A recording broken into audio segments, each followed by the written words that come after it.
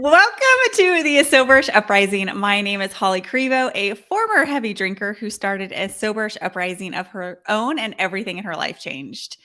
Here on Soberish Uprising, we tell stories of finding freedom from alcohol on our own terms and living our best life. And speaking of living my best life, today I have one of literally my favorite humans on this planet with me today, and I am like giggly. Dr. Tarryn McCarthy. Oh my gosh, we were so funny before, right as we jumped on, Holly. You and I just couldn't stop giggling. I was so in love with you, my friend. Mm, So mm. in love with you. Thank you for having me on today. I appreciate it. Oh my goodness, I appreciate you doing this. It was I wanted you on here from when I started this. I think you were with me when we kind of birthed this idea of telling these stories. So obviously I needed you on here.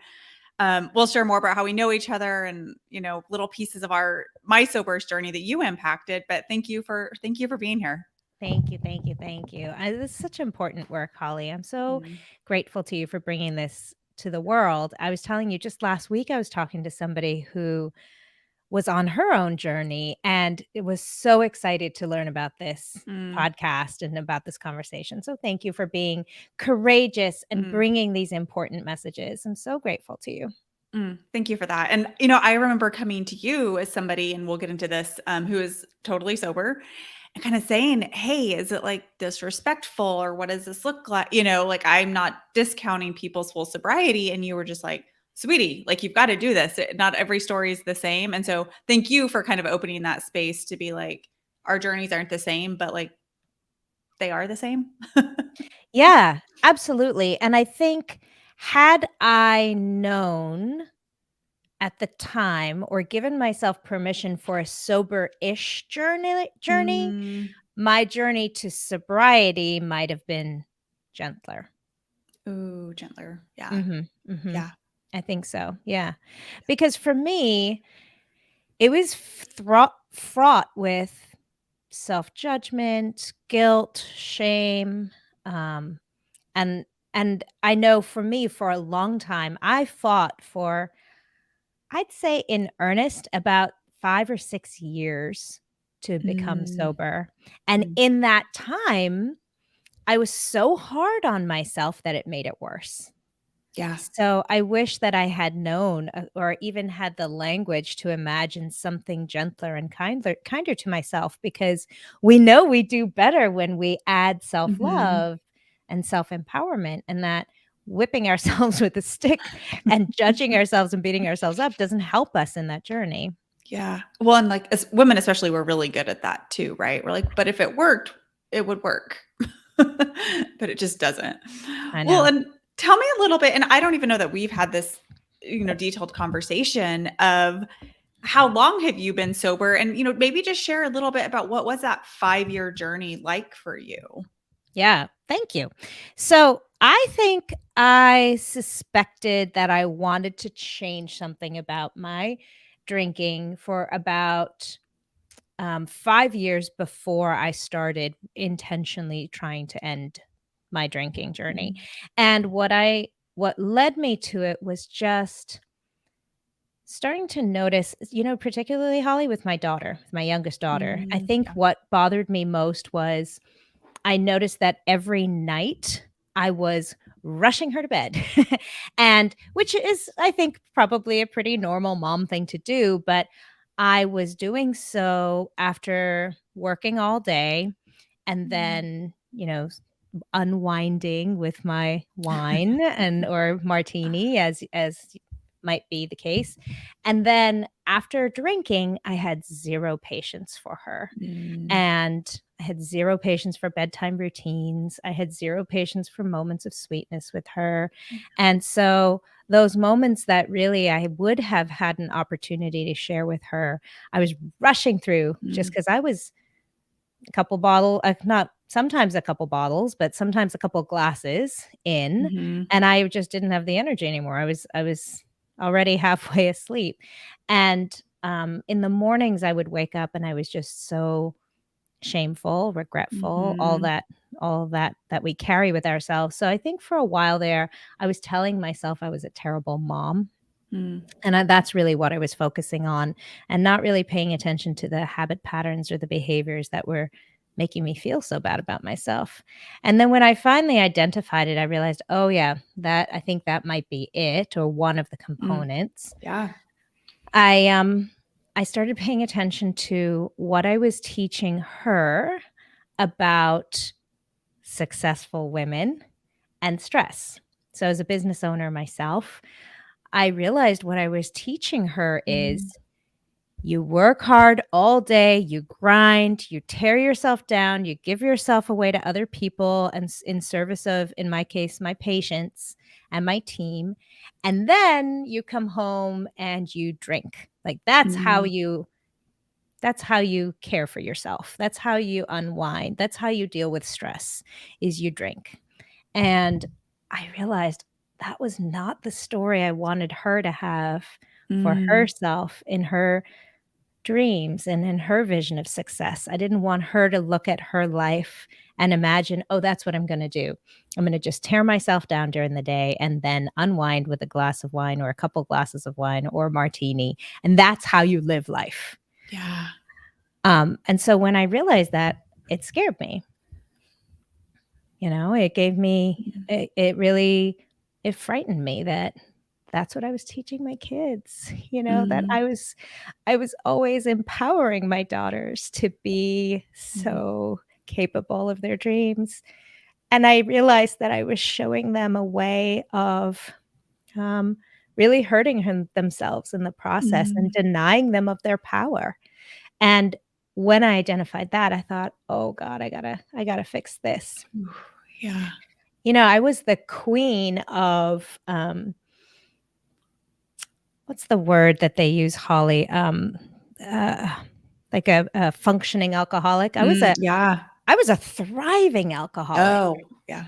I really was. I was Yeah. so good at having 2 or 3 martinis on a weeknight, getting up at 4:30, sweating it out at the gym because that's what Mm. I always thought would, you know, take off that edge and recover from, hangover, and then showing up for my patients at 8 AM, and then doing the same thing all over again that evening. So I was making it look really good. But I was robbing myself of all those precious moments with the people that mattered most in my life, and just really punishing myself Mm. along the way. And yeah, it took me from the moment I decided this needs to end, it took me 5 years to make that happen.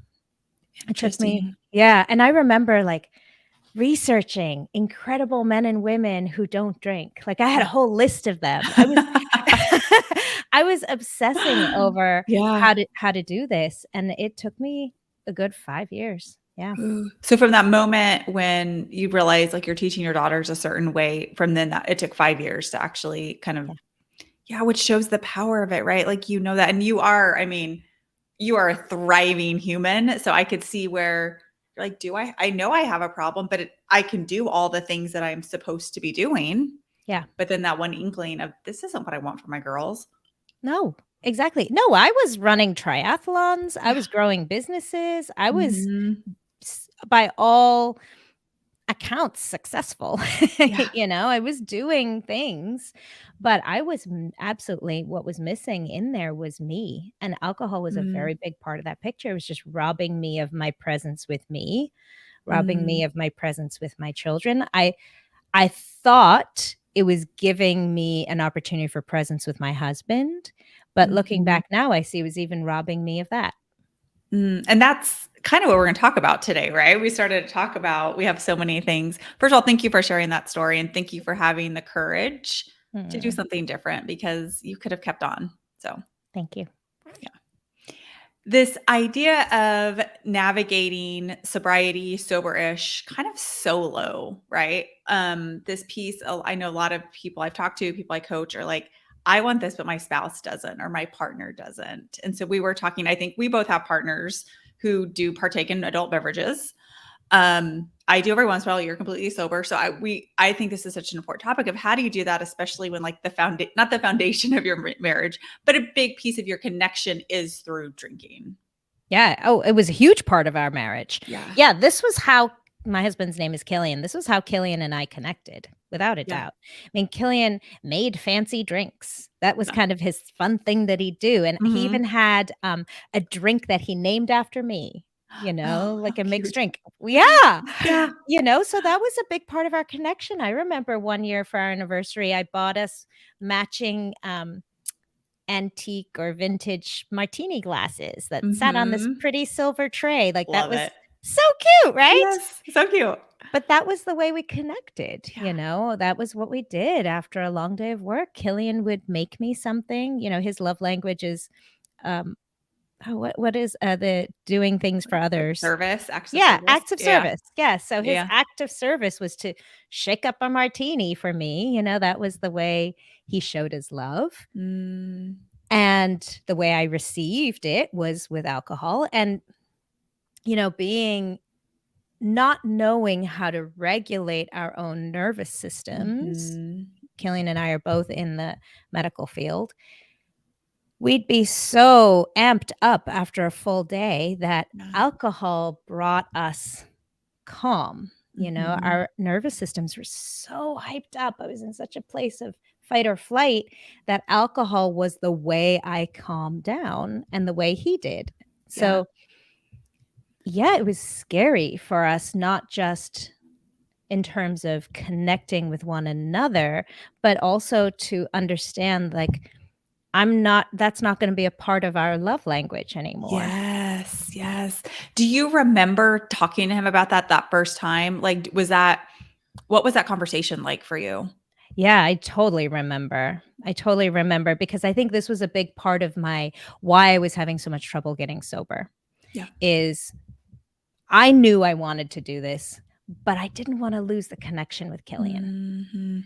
And I was so worried about it, and, like, every time it would come around to, even a Friday night or a Thursday night or Wednesday night, A Tuesday. Tuesday night, like, where you just had, like, a rough day, Yeah. It's like, Killen would walk in, he'd be like, "Oh, I had a rough day." I was like, I can't not have a drink with him now," So Yeah. it perpetuated this longing for me to Mm. find sobriety and the trouble I was having doing so. And so I remember I sat him down one night and I was like, "Listen, dude, I need to do this for me." Mm. One thing that I didn't mention in my story is at one point there, my brother was having a lot of trouble with alcohol. He's a Mm. bartender, Mhm. very wonderful at connecting with his clients, and he actually alcohol actually cost him his life.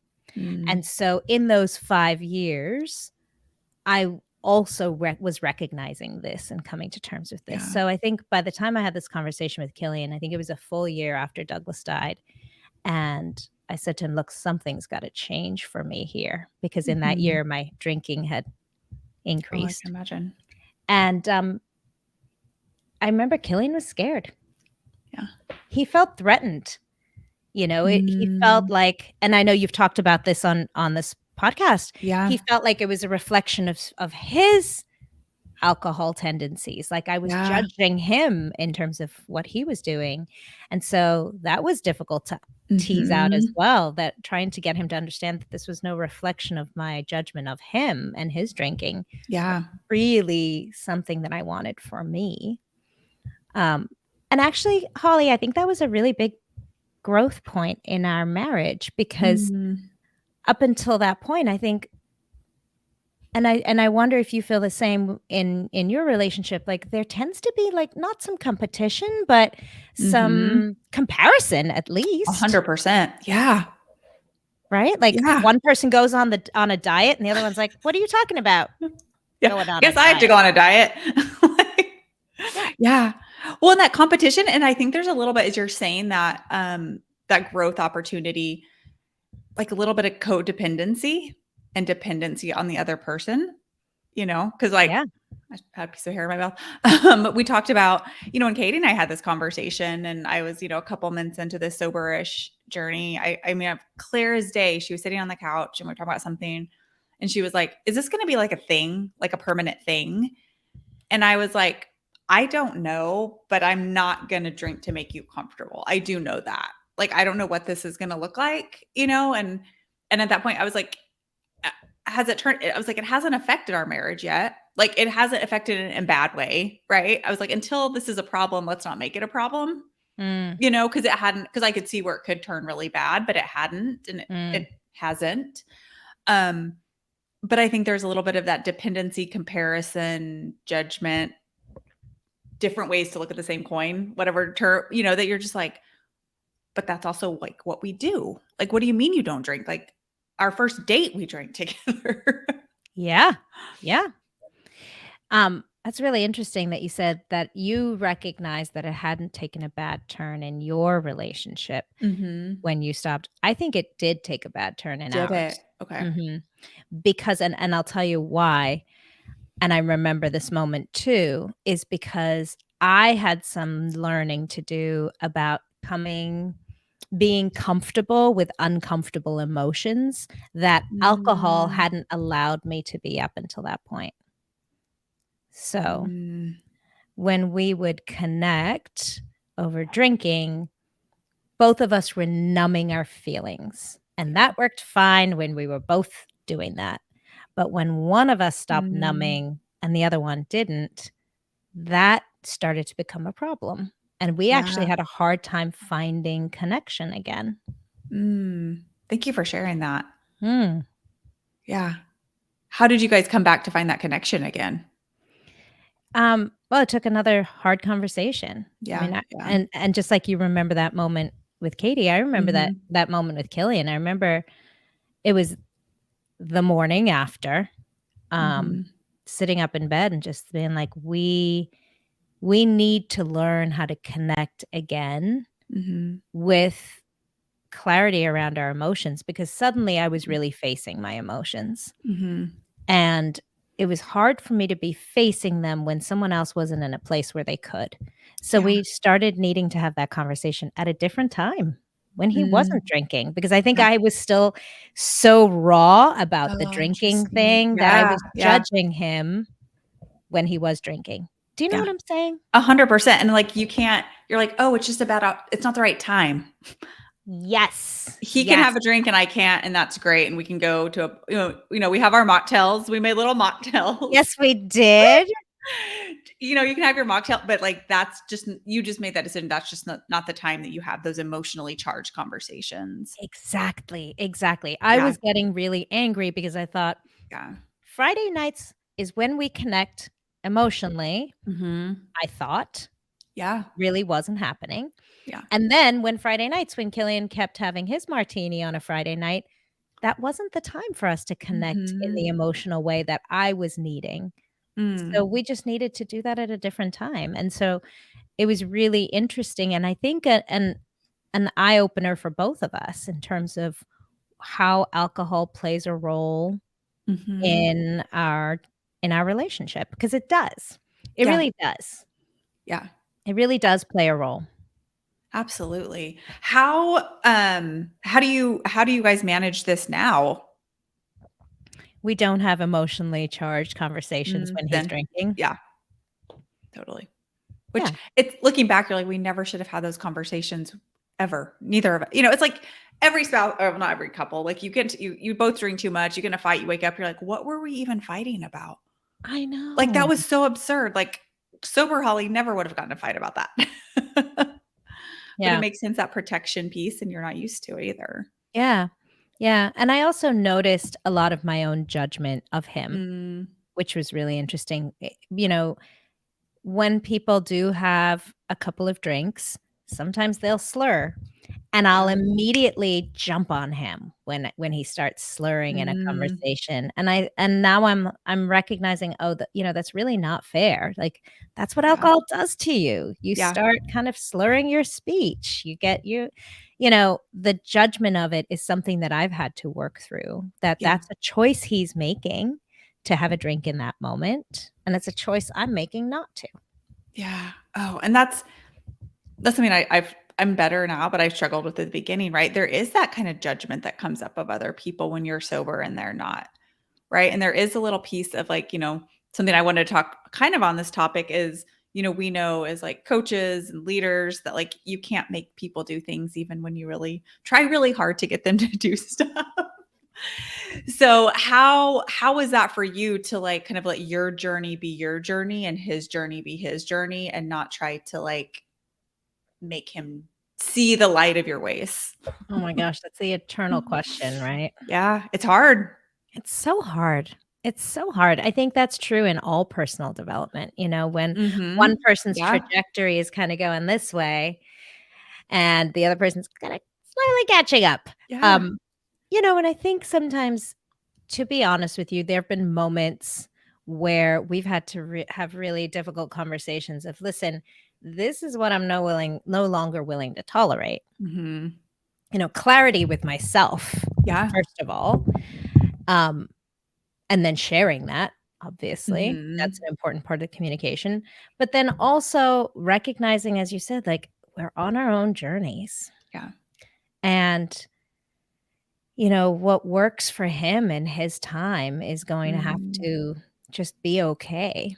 Um, Mhm. it's actually kind of freeing in a way that I Mm. don't have to be responsible for him, Yeah. and his growth and development.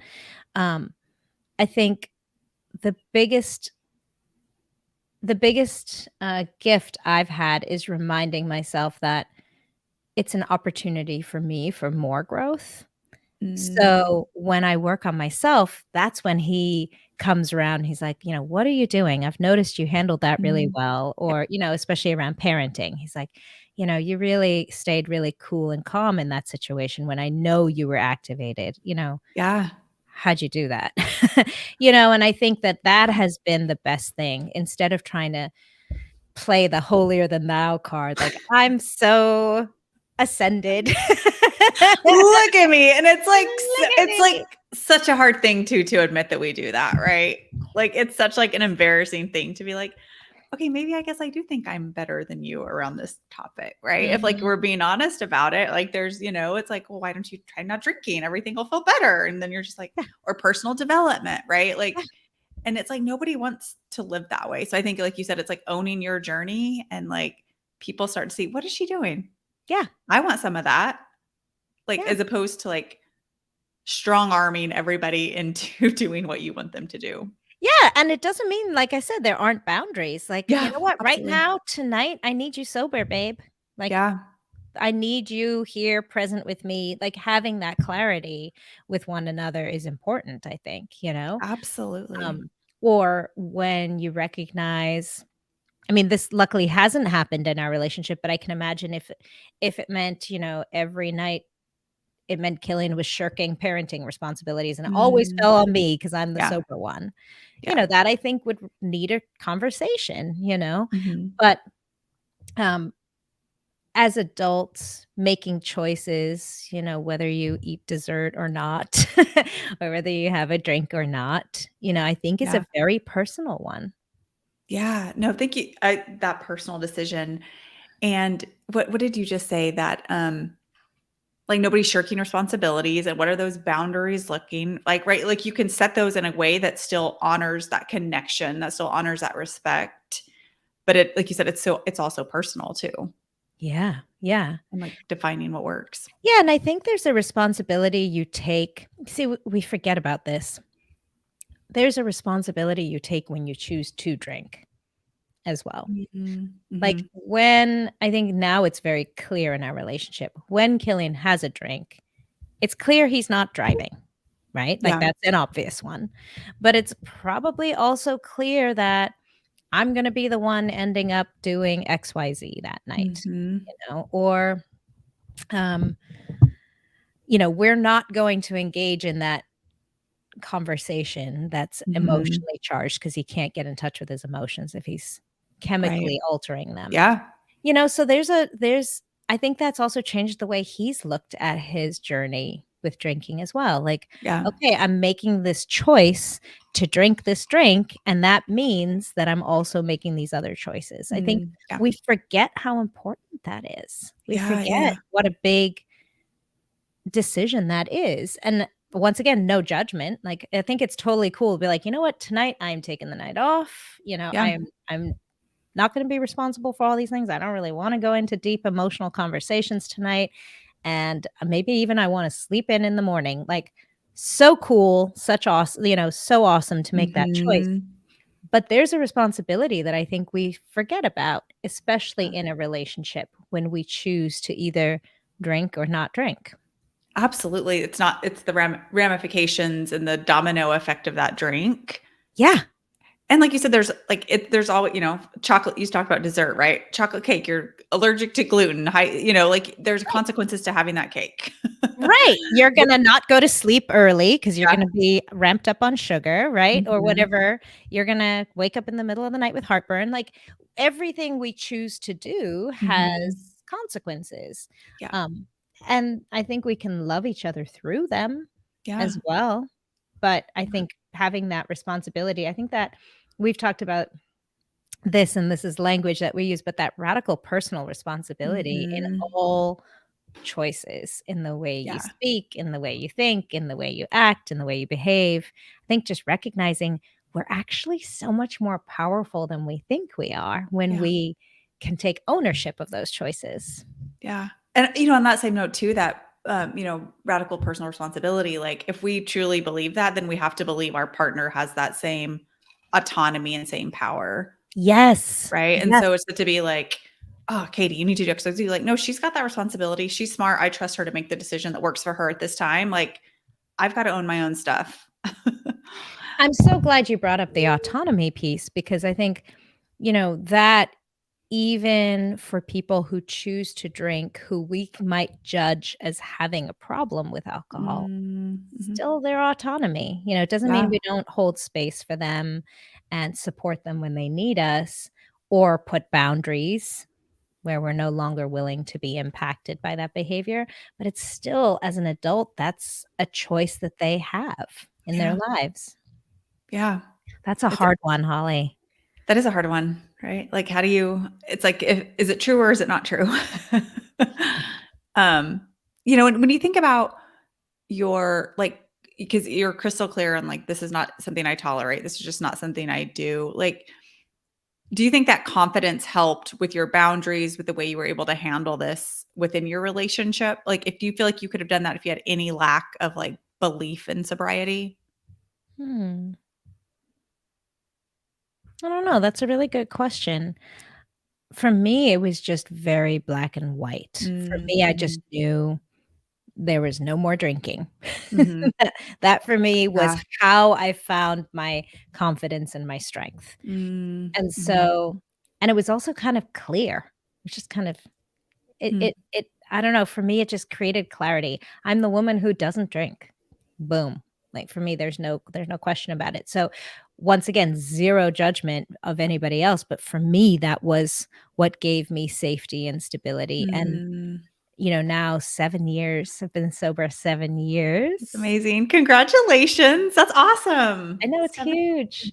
I know, that feels so big to me because I remember those 5 years being so important, those 5 years that I was really struggling, Oh, and when I yeah. finally surpassed that in my sobriety, it felt so good. But, Mm, I think did it make it easier? I think it did. I think it made it yeah. simpler, it wasn't like Killian was offering me a drink Mhm. sometimes or, asking me, "Is tonight the night? Is tonight not the night?" Yeah. I do think it simplified things in our Mhm. relationship, to be honest with you. Um, he just stopped offering me drinks or, Yeah. actually what he started doing, to be honest with you, was making these cute mocktails. Mocktails?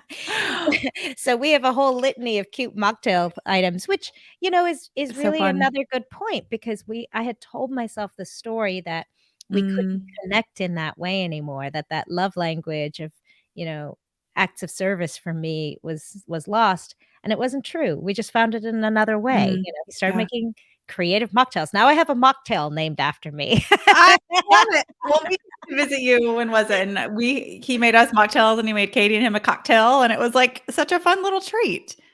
And you're Absolutely. still engaged, you're still in the environment. It's like this piece, and I think we just talk about, I brought up that question of like confidence and clarity because I think for me, I mean, if I said one time, I said 100 times, I'm gonna quit drinking this week. Like, I'm gonna stop, right? But it wasn't until I truly connected and, like, yours was your daughter, your Mhm, daughter's not wanting to be that influence. Mine was more of just like this is just not aligned with who I wanna be. Like, that crystal clarity, mhm. like, that is what I think when we talk about this soberish piece is like, what is yours? Like, what is your why for quitting this? Because I think when we just think we shouldn't or maybe whatever all our excuses, it's like, but what is that like in you that's like, this just isn't it anymore? And maybe it's not booze, maybe it's a relationship, maybe it's social media, maybe it's food. I mean, diet, exercise, there's so many things that it can be, but just that piece of like, this, oh, my doggy just came in.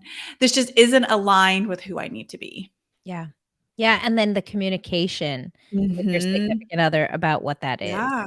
Mm, And that can be hard, right? Because it's like, but you've always been the person who drank. Like, I've known you for, for me, it was like, I've known you for 15, 14 years, like, and you've never not drank. And so that is, I think, along this lines is giving your person patient, like giving them space and being patient mhm. because it is a change in, like you said, in what we do and how it, when you looking back, it's not as bad as you think it's gonna be, but, you're like, "So we go to Italy and I just don't drink wine, or we go on vacation, or we don't go to football games," and so those giving your partner the time to also catch up and to, like, get to that place, I think is really key. Oh, that's so beautiful. That's a really good point. I also noticed in there all those stories that we tell ourselves, those Yeah, fears ahead of time, yeah, like you just mentioned. "Oh, so we're gonna go to Italy and not have a glass of XYZ." yeah. Yeah, I think that's really interesting, and sometimes those fears are bigger than the reality, or Mhm, mhm. maybe if not always, Yeah. bigger than the reality of how it is gonna look.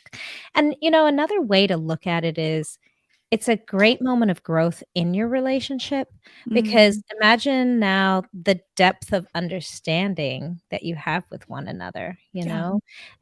and giving each other that room to grow in both directions, Mhm, giving both mhm, people an opportunity for you in your sobriety and for your significant other in their kind of learning more about you and mm, getting mhm. connected with one another in a new way, especially I think in mature relationships that you mentioned 15 years or 20 years, Yeah. I think there's not we think that we know our partners so well, like we can finish their Mhm. sentences. That seems so romantic. Yes, yes. But there's a component of allowing your partner to change and grow and be Mhm. different, which is a huge honoring of them and a beautiful variety in your relationship. Curiosity always keeps things Mm, fun, like yeah. questioning, like, Yeah. I wonder what she would say in this Yeah. situation instead of just always assuming that you know.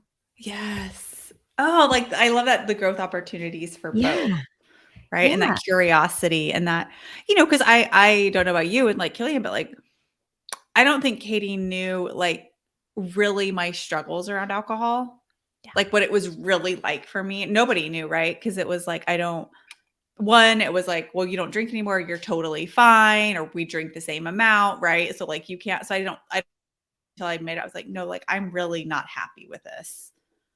And so it's like you said, like, we think we know a lot, but there's so much we hide from everybody, even our partners, that it's like so when you tell them, like I said, giving them patience to like or not patience, I'm sorry, giving them space to catch up. Be Yeah. patient with them to like catch up because you've been thinking about it for a long time. I say the same thing about when people come out. Like you've been gay for a long time and you've hid that and now you came out and you struggled with it for 5 years. Like you got to give your people a little bit of time too. That's such a good point.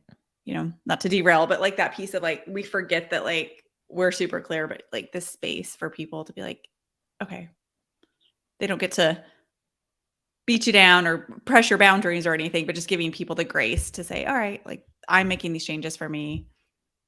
Like I'll give you space too. Yeah, that's such a good point. I love it. I love that point. How do Mm. you, how, maybe, if there's somebody listening and they're kind of in this space, like how do you find connection now? What are your new ways to connect, I guess, with Killian that we used to be drinking?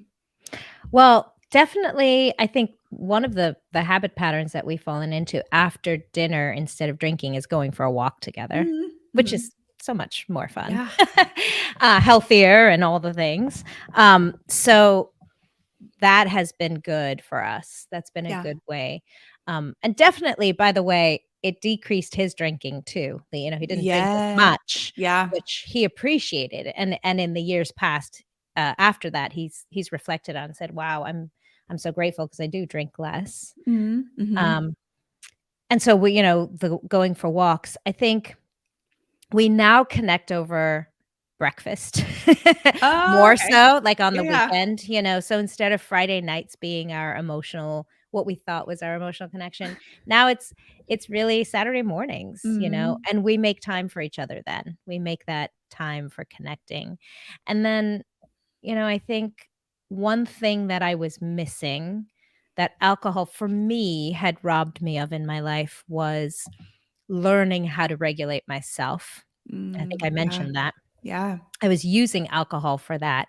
And now I have so many more moments during the day that I connect to him that I didn't realize. Like, even if we're at work, I'll send him a text message. In the past, I was so amped up all day and not paying attention to Mm. regulating my nervous system that I couldn't be present unless I had alcohol. And even that was not true presence for me, Yeah. in reflection. Yeah, yeah. But I think I had it in my head that I was just running at 100 miles an hour, and there was no room for anything else, Mm. and then I would bring myself down with alcohol. And now, because I stopped drinking, I had to learn how to do that for myself. So now I do it more often during the day. So now I can reach out and Mm. initiate conversations Yeah. with him during the day. So it's not as urgent, anymore. But like I said, we do make time for each other. We go for a walk after dinner, and then Saturday mornings is definitely our time to connect. Yeah. Oh, that's so fascinating, that piece of, like, it was all up here. I don't have time for anything else. This. The only thing that stopped up here is, like, boom, booze. You're like, "Okay, now I've got time for you." Yes. But I only have, like, a couple hours till I'm passed out because I drink too much. So, like, let's Yes. connect, and then tomorrow we'll do it again. Yes, Yeah. yeah, 100%. And I think we didn't even realize the gift of that journey to our Mhm. relationship at the time. I think the fear Yeah. stepped in, but we didn't realize how much growth our relationship actually could have. Because the truth was, he wasn't having trouble with alcohol. I Mhm. really was, Yeah. Yeah. and that really is what happened. And by me living with that challenge with Mhm. alcoholism was really robbing our relationship. Mm. Mm. Mm. Tell me, a little before we kinda wrap up, regulating your nervous system. You're a master at that. Yes. What are your tell somebody's listening, they're like, "What does that even mean?" Like, why is that important? And then, like, what is your go-to nervous regulation? Yeah, love it. So, why it's important is because and this is why alcohol was such a big part of that for me, is Mhm. that let me see if I can find a great metaphor. So, those, Olympic athletes or Navy SEALs who are Mhm. in a space of extreme stress and anxiety or overwhelm, or they've got like all the cameras looking at them. They're about to do this big jump off a major mountain. It's like a big, intense moment. So Mhm. their whole body is in fight or flight. Yeah. It just is. It's not something, it's not that we can live without stress or live without Mhm. moments of triggers or anxiety provoking incidents. It's going to happen, and so, for me, my experience was at work as a dentist. I lived in Mhm. that space chronically all day Mhm. long, and what I didn't realize at the time was I was waking up stressed out. So I'd wake up and fly, already thinking stressful thoughts, racing Yeah. thoughts, go to the gym, and at the time, the gym for me meant, like, hammering it out, really pushing myself very hard, Mhm. going to work, making every moment count, coming home from work being stressed out, and then making dinner work, getting the kids ready, everything. I was just literally Yeah. washing my body in cortisol Mhm. and adrenaline all the time, and so alcohol is what brought me to calm. Mm. So I used chemicals to bring me to calm because I didn't know how to do that for myself. So when you think of that Navy SEAL, that Olympic athlete, in that moment, in order to execute the perfect ski jump Mhm. or to be very clear as a Navy SEAL and calm for appropriate action, they have to do practices to calm their nervous system down, and that's called increasing your vagal tone. And so your vagus nerve is the nerve that is part of your parasympathetic nervous system. So if your sympathetic nervous system is fight, flight, freeze, fawn, flop, all those things you heard about, like Mhm. the intensity. Your parasympathetic nervous system is the calm, the rest, digest, take a deep breath in. And so we can incredibly do that without alcohol. Who knew? What? Who Who knew? knew? Which means we can do it at any time of the day, Mm. Mhm. and so I started out learning how to do it with things like meditation. Mhm. And another way that I found my body was able to calm was getting outside. Mm. And so Mhm. that's another big part of going for a walk after dinner is Yeah. when you get outside, you activate your parasympathetic nervous system. If you think for a moment, like the last time you stood on top of a mountain or you were just in Norway and you were looking at Mhm. beautiful fjords, you can't look at a fjord without going, Yeah. right? You can't stand Yeah. on top of a mountain without deep breath in Mm. and Mhm. a sigh, or even the beach, you Yeah. just feel yourself in that's your parasympathetic nervous system kicking in. You wouldn't do that big sigh if you were running away from a tiger. That your Mhm. sympathetic nervous system is that, like, shallow breathing, quickened heart rate. But your parasympathetic nervous system is the Yeah. calm.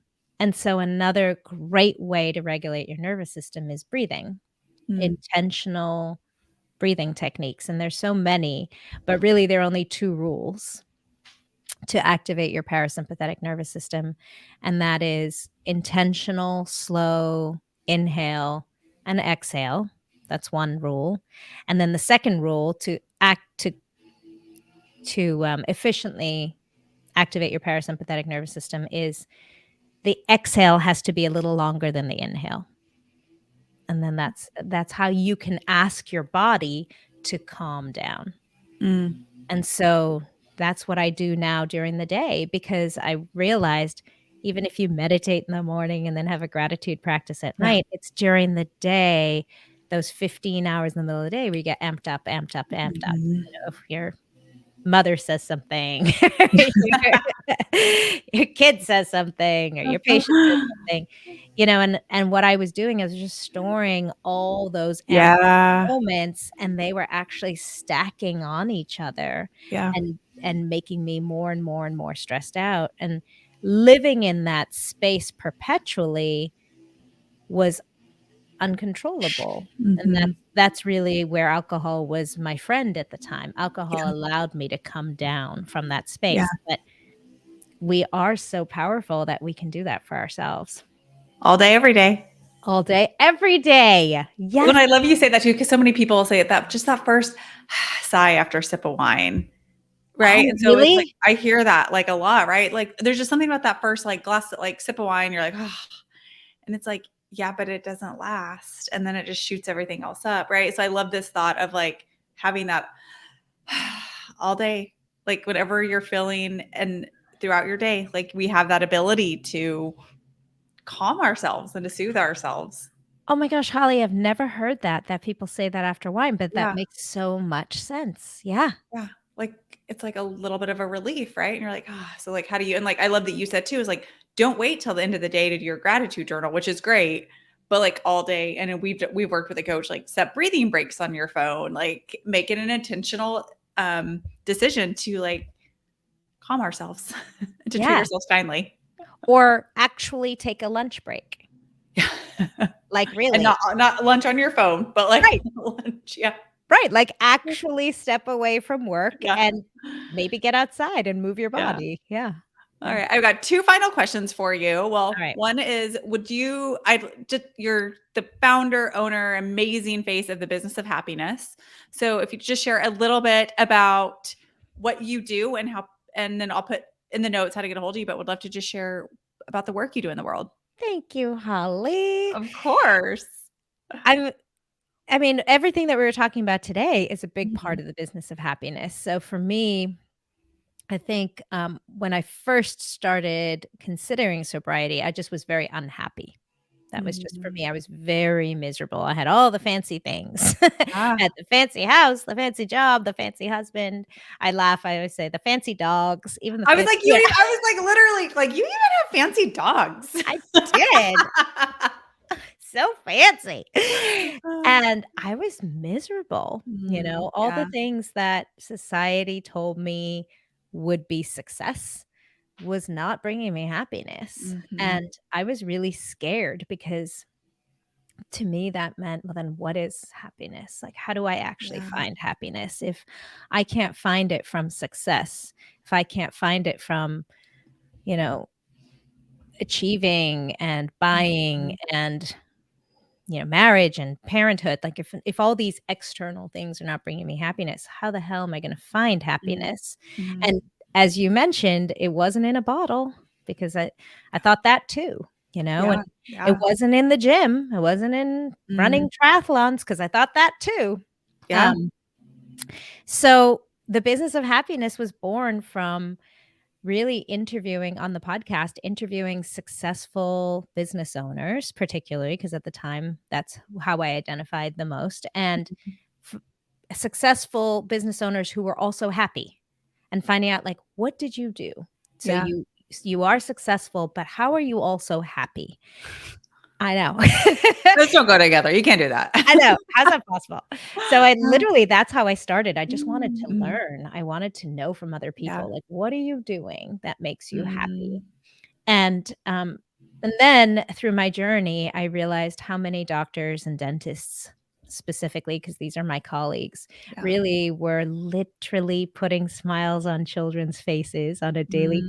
basis, but Mhm. so miserable themselves. Mhm. They Mhm. were out here in the world healing and helping and supporting whole communities and Mhm. so unhappy themselves. And so that's where my coaching started, was really supporting my colleagues and supporting them in trying to understand how they could find happiness in their nervous system regulation journey, understanding what happiness meant and Yeah. kind of redefining success. Like, what does success actually look like to you? And very similar in terms of our soberish journey as well, like having an understanding of what that looks like, having clarity around, well, what does success look like to you? Not somebody Mhm. else's definition, not Yeah. Holly's, not Taryn's, but what does it look Yeah. like to you and what actually matters to you? And there's enormous empowerment in that. And what I found was when you feel good, you can do Mm. good. So when you feel empowered and happy and like you have taken back power over your own life, Mhm. Yeah. you can treat your patients better, you can be a better leader, you can be a better lover, you can be a better Mhm. parent, and so that really is the foundation of the business of happiness. Not that you have to be happy all the Yeah. time by any stretch of the imagination, but that when you feel good and you prioritize the way you feel, that's when you can actually make an even bigger impact on the world. Mm. And you are the business of happiness. You are just ooze the happiness. And I love that you are doing this work, especially for, I mean, all sorts of business owners, right? And people who want that success and happiness, but especially for your former colleagues that I know need you in this space.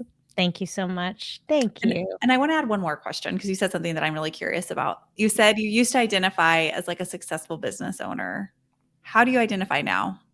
As a loving human. Mm, love it. Mhm. That is true. Yeah. And I think you may have just touched on this too, but my last question for you is what does soberish mean to you? Ooh, that's I know. Oh, I should have prepared for this question. I That's right. knew you Gotcha. asked this Gotcha. question. Oh, Good. what does sober-ish mean to I you know, Soberish is actually, we talked about autonomy, Mm, and I think from a loving perspective and giving autonomy and recognizing, I think it's true. It's just each of us on our own journey mm, and giving each other that love and respect.